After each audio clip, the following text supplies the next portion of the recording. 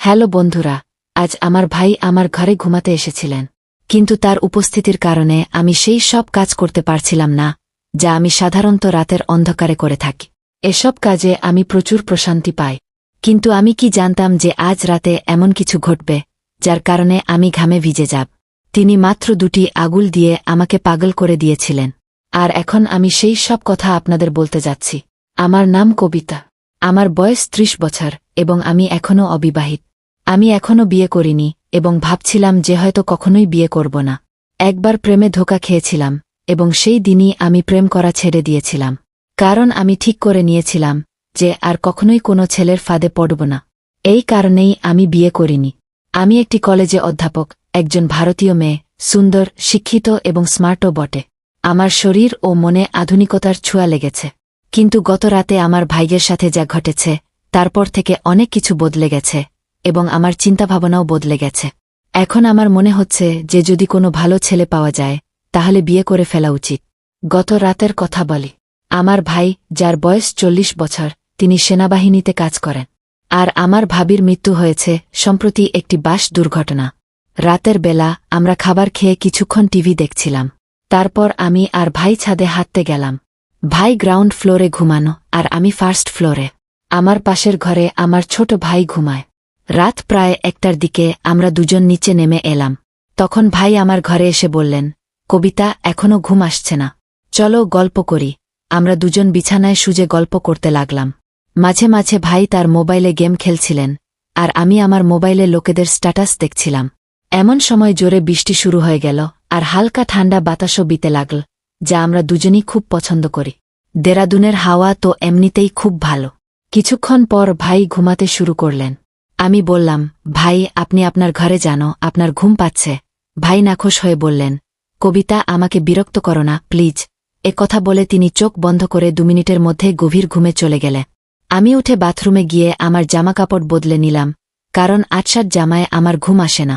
তারপর আমি ফিরে এসে বিছানায় শুয়ে মোবাইলে গল্প পড়তে লাগলাম। এই দিনগুলোতে আমি অনেক ভালো গল্প পড়তে পাচ্ছি। আমার ভাই ঘুমিয়ে পড়েছিলেন আর আমি সেই সব কাজ করতে পারছিলাম না যা আমি সাধারণত রাতের অন্ধকারে একা ঘুমানোর সময় করে থাকি।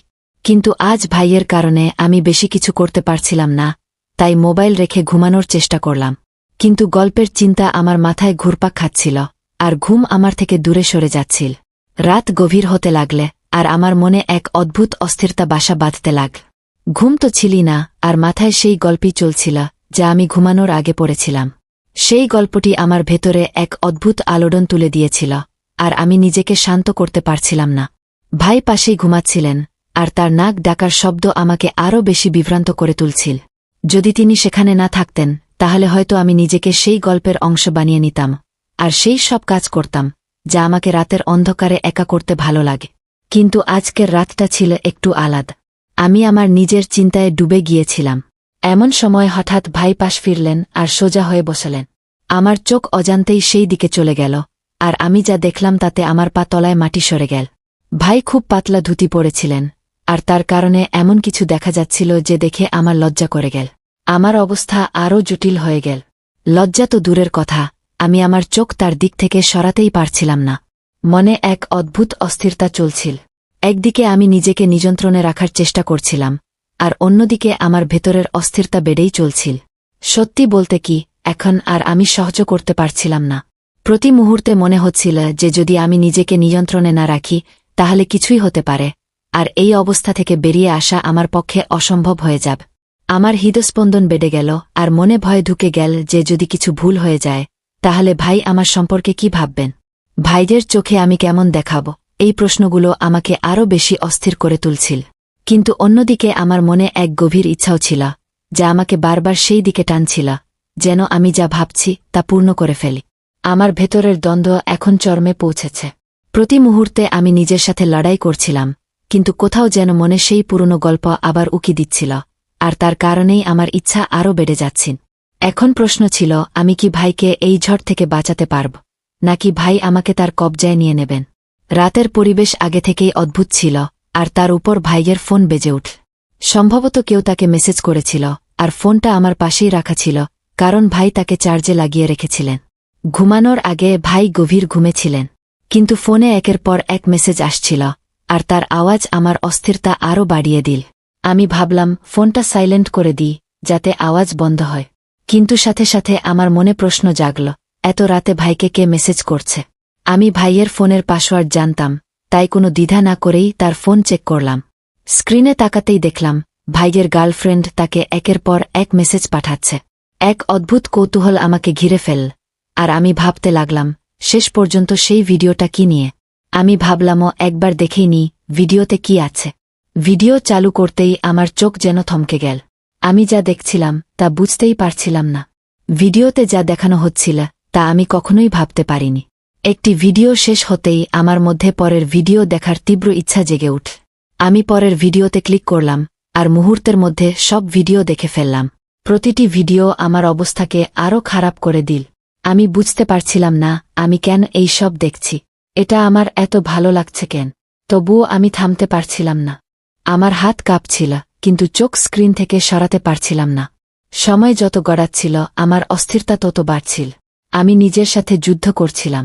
আমি কি করছি এই প্রশ্ন বারবার আমার মাথায় ঘুরপাক খাচ্ছিল, কিন্তু আমি নিজেকে নিয়ন্ত্রণ করতে পারছিলাম না। সেই ভিডিওগুলো আমার ভেতরের ঝড়কে আরও বাড়িয়ে দিচ্ছিল। এখন আমার মধ্যে এক অদ্ভুত সাহস এসে গিয়েছিল, বা বলা যায় আমি আমার ইচ্ছার কাছে অসহায় হয়ে পড়েছিলাম। আমি সিদ্ধান্ত নিয়েছিলাম যা হবে দেখাই যাক। এখন আমি ঠিক সেই কাজটাই করতে যাচ্ছিলাম, যা আমি দীর্ঘদিন ধরে থামানোর চেষ্টা করছিলাম। আমার হাত কাঁপছিল, হৃদস্পন্দন তীব্র হয়ে উঠছিল। আমি ধীরে ধীরে ভাইয়ের কাছে গেলাম আর তার পাশে শুয়ে পড়লাম। কিছু এমন হল যেন কিছুই হয়নি। মনে হুলস্থুল পড়ে গিয়েছিল, কিন্তু আমি নিজেকে সামলে রেখেছিলাম। কিছুক্ষণ আমি ঘুমের ভান করলাম, যাতে যদি হঠাৎ সে জেগে ওঠে তাহলে মনে করে আমি গভীর ঘুমে আছি। হৃদস্পন্দন তীব্র হচ্ছিল, কিন্তু আমার চেহারায় শান্তির ছাপ ছিল। তারপর আমি ধীরে ধীরে আমার পা ভাইয়ের উপর রাখলাম, যেন ঘুমের মধ্যে অজান্তেই কিছুক্ষণ থেমে গেলাম। আর ভাই নড়াচড়ার অপেক্ষায় ছিলেন, কিন্তু কোনো নড়াচড়া হল না। সে তখনও গভীর ঘুমে ছিল। আমার পায়ের নিচে তার উষ্ণতা অনুভব করছিলাম, আর কিছু একটা। তার শরীর শান্ত ছিল, কিন্তু তার মনে আরেক গল্প চলছিল। আমার পায়ের নিচে তার আকাশ স্পষ্ট অনুভব হচ্ছিল, আর তার কড়া আওয়াজ আমার ভেতরের সব জটিলতাকে আরও বাড়িয়ে দিয়েছেন। আমার হৃদস্পন্দন তীব্র হয়ে উঠছিল, আর সেই ভয় যা আমাকে সবসময় আটকে রেখেছিল এখন স্পষ্ট হয়ে উঠছিল।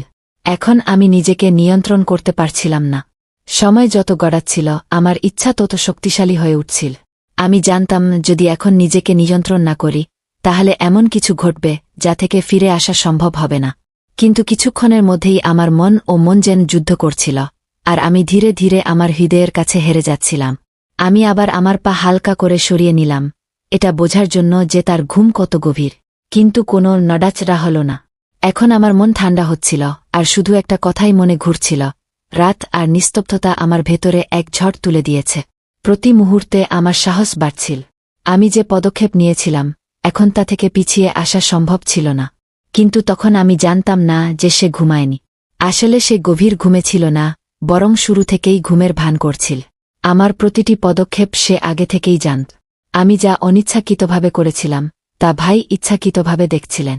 সম্ভবত আমাকে শাস্তি দেওয়ার জন্যই ভাই চুপচাপ শুয়েছিলেন। আমি একেবারেই জানতাম না যে তার চোখ বন্ধ থাকলেও তার মস্তিষ্ক পুরোপুরি জাগ্রত ছিল। আমার হৃদয়ে টানাপোড়েন চলছিল, কিন্তু ভাইয়ের কোনো প্রতিক্রিয়া না দেখে আমি আরও উত্তেজিত হয়ে উঠলাম। ঠিক সেই মুহূর্তে যখন আমি আরও কিছু করতে যাচ্ছিলাম তিনি হঠাৎ চোখ খুললেন। আমার হৃদস্পন্দন যেন থেমে গেল। চোখ খোলামাত্রই আমি তড়িঘড়ি চোখ বন্ধ করে ঘুমের ভান করলাম, কিন্তু আমার মুখে আতঙ্ক ও অস্থিরতা স্পষ্ট ফুটে উঠছেন। আমি বুঝতে পারছিলাম নিজেকে এক ভয়ঙ্কর ফাঁদে ফেলেছি, কিন্তু যা হতে যাচ্ছিল তার জন্য আমি মোটেও প্রস্তুত ছিলাম না। তখনই ভাই আমাকে এই অবস্থায় দেখে ফেললেন। কিছু বলার আগেই তিনি কোনো লজ্জা বা দ্বিধা ছাড়াই এগিয়ে এলেন। এরপর যা ঘটল তা আমার